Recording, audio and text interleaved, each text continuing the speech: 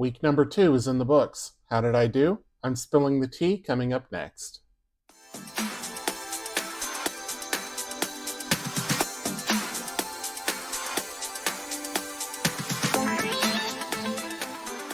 Welcome back to Ready Budget Go. My name is Drew, and on this channel we talk about cash budgeting, saving money, and achieving our financial goals. If that sounds like something you're interested in, please consider subscribing, hitting the like button, and leaving a comment down below. I'd love to hear from you. Today what I want to do is go over my week 2 budget and how much I spent. We'll talk about the cash flow and the expenses, and we'll do a couple of savings challenges and then sort of the plan for the rest of the month. So first, let's talk about the monthly budget and the plan that I made at the beginning and what kind of bills have come in. So the first thing that I'm going to do is I'm going to add in my paycheck, which did come in this morning, and that was, get my notes here, $3,064 and some cents. 17 cents. Okay, and then I also had some bills that came out. So YouTube Premium came out, that was $15.42, bang on target. And then Max finally showed up. That showed up just this morning, and it was a penny off.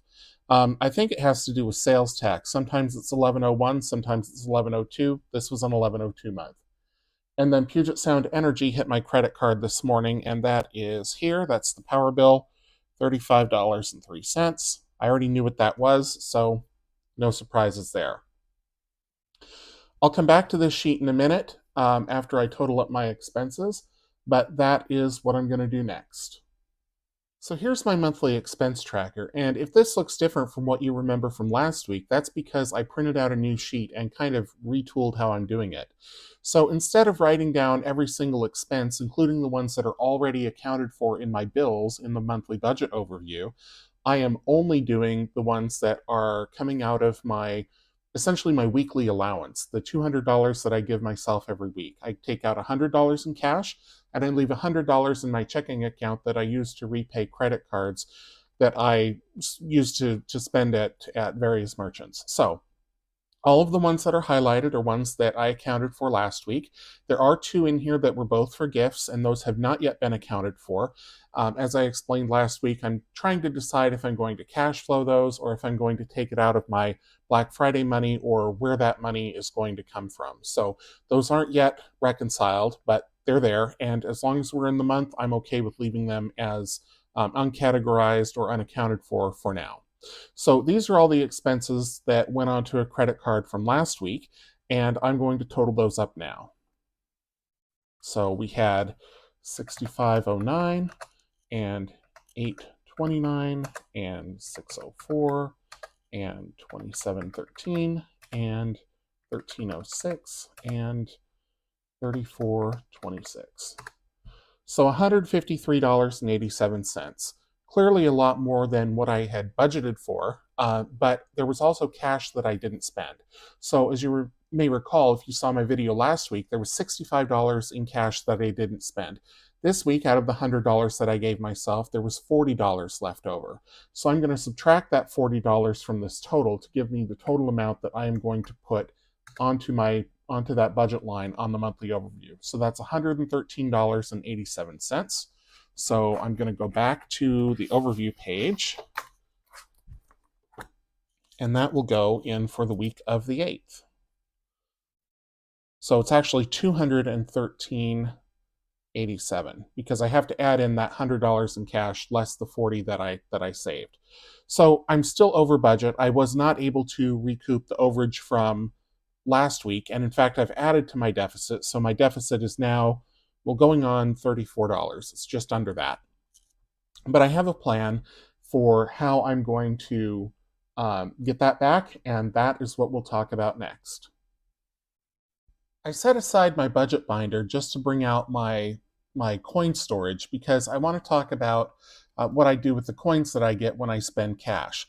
I don't spend a lot of cash, and when I get change back, I don't spend any of the ones, and I tend not to spend the coins either. So at the end of the day, if I have any coins, I just throw them in this bag, or really a bag within a bag. And then what I did was this last week, a couple days ago, I took them to Coinstar. So here I've got, see, this is the bag I take with me. It's got a couple of quarters, a dime, some other loose change in there. But I also have my receipt from the Coinstar machine. Now, when you use Coinstar, it can be very expensive. I don't know what they charge to count coins, but it's something like 12 or 15%. It's a lot. And if I were just going to get cash, then I would just as soon roll them myself and take them to the bank. But there is another option, and that is to get a gift card. So they have all kinds of merchants in there, and they rotate. So like for mine, there one of the options was Nike, another one was Starbucks. I got DoorDash.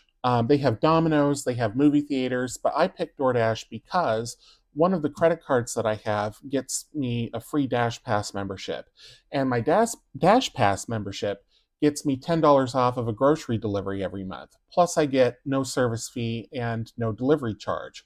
So combining all those discounts together, and the fact that when you use Coinstar to cash in your coins, the voucher that you get, the merchant pays for the counting fee. So this $30.56 is exactly what I put into the machine. There was no fee for this. So that went on my DoorDash account, and I already used it along with my discounts to place a grocery order for this week. Now, granted, some of the items are more expensive on DoorDash than on, like, if you were to go to the grocery store yourself, but not all the time. There's one thing that I buy. I buy these breakfast sandwiches every week. My local grocery store has them at $10.50 thereabouts for a 4-pack. On DoorDash, I was able to find them because I use a different supermarket, and they had an 8-pack for $16. So it worked out less because I usually buy 2 a week. So you factor in that, and then you have all the discounts on top of it, and then the fact that I didn't pay anything to count all these coins that I just had lying around anyway, and it worked out to be a pretty great deal. So I'm counting on spending less on groceries for this week because of all of that, and that should save me some money and get me back on track. There's also Thanksgiving later this month. I'm taking that week off, so I won't have commuting expenses. I won't be getting lunch through work. I'll be eating at home. So I should save some more money that way and account for some of these overages that I've had. Okay, so now it's time to stuff the Letterbucks. And this is one of my favorite parts of the week because it's a fun challenge and you get to save for so many different things, and it's only $1 at a time. So I have just a few of them now because I did a stuffing earlier because I launched my new Letterbucks placeholders, and if you haven't seen that video, I'll try to remember to link it down below. It just came out the other day, so those are available in my Etsy shop if you're interested, and you'll see some of the placeholders as we do this stuffing. But for now, let's go through and see what kind of bucks I've got.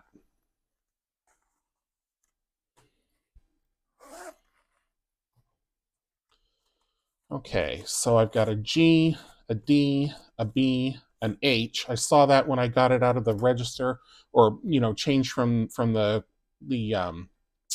the teller, and I was just so excited. And then a couple of L's. So B's, D's, G's, H's, and L's. So out of the first binder, we'll just have a B and a D, it looks like.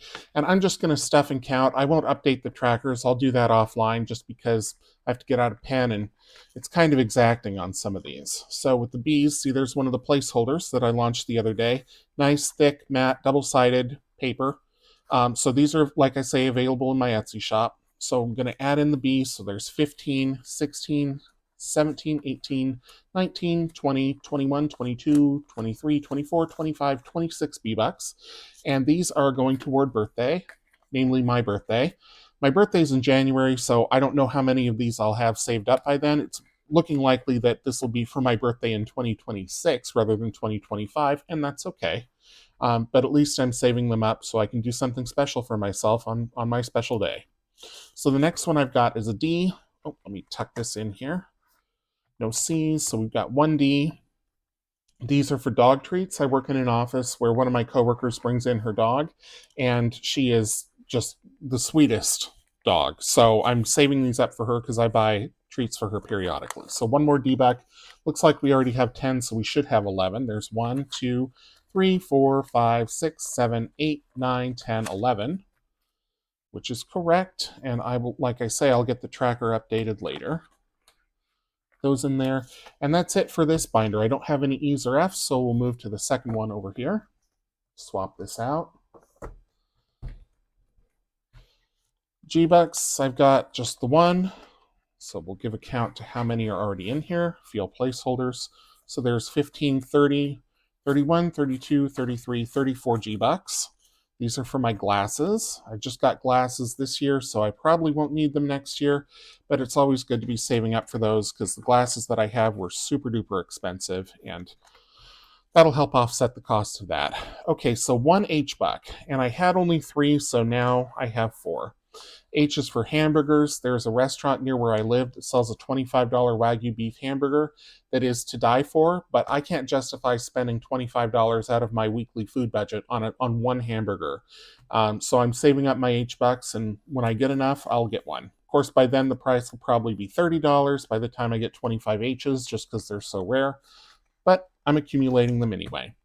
And then the last I have are 2 L-Bucks. And L's are the ones that I see most often because I'm on the West Coast and they're distributed out of San Francisco. So I already have quite a few placeholders. I have 15, 30, 45, 60, and then we're going to add in 2 more. So 61, 62, 63, 64, 65, 6, 7, 8, 9, 70, 1, 2, 3. 73, almost enough for another placeholder, but not quite yet. So I will put those L's back in here. That's it for the Letterbucks, and now I'm going to go back to the budget binder and we'll talk about my other savings challenge. So the other savings challenge that I'm really focusing on right now is my IRA for 2024. I've already put in $5,000 and I had planned to put in $900 this month, and that's what I'm going to do since I got paid today. So I'm going to mark off 9 more sloths. On this challenge, each sloth represents $100. You can get this in my Etsy shop. There are 2 versions. This one is $7,000 for people who are not yet 50 years of age, and there's also an $8,000 version for people who are past their 50th birthday who can save an extra $1,000 a year in catch-up contributions. So this tracker is for 2025. I'm using it for 2024 just because the numbers are the same. The IRS didn't make any adjustments this time around. And so I'm going to stamp off 9 little sloths, and then I'll go fill it in on the budget tracker and the cash allocation sheet. 1, 2, 3, 4, 5, 6, 7, 8, and 9. Okay, so that's all 9. So let's go back to, well, let me put this away first. Let's go back to my budget allocation. Here at the front. I'm not quite used to this binder yet. I don't normally do disc bound, and it's not cooperating as nice as I want it to. I think the pages need some time to burn in or something. So, okay, so we're putting $900 toward the Sloth IRA, and I shouldn't have any more done this month, but I'm not going to total it just yet. I'll save that for the end of month review. And then the other thing that I need to do is I need to go over to my cash flow tracker and put that in. So I added in all of the transactions that went through my checking account this week. I got the paycheck in, so that's recorded here. And then I also paid 5 different credit cards. So I generally pay these every week or every paycheck, just depending on how many transactions I have and where the balance is getting. You can see this payment here was over $1,800, so that was a big one. And there were expenses that aren't recorded here, and the reason they're not recorded here is because they're business expenses. So that was about $1,400 of it. Other things were things like the doctor bill and some other regular bills that just come through every month, and those are accounted for in the bill section of my tracker. So I've just gotten a new business credit card. So now that I have that, that'll separate that out a little bit better, and I will be able to fully track the business expenses separately. But for now, what I'm going to do is I'm going to add in the Roth IRA. So this is going to my brokerage, and that'll be $900. And there we have my IRA contribution. Only $1,100 more left to go, and I'll be set for the year. I want to thank you so much for spending some time with me today, and a special thank you for watching all the way to the end. If you enjoyed the video, please please hit the like button, subscribe if you're new, leave a comment down below, and share with your friends. If you're interested in any of the trackers or the other products that I showed today, a link to my Etsy shop will be down in the description. Until I see you again next time, take care.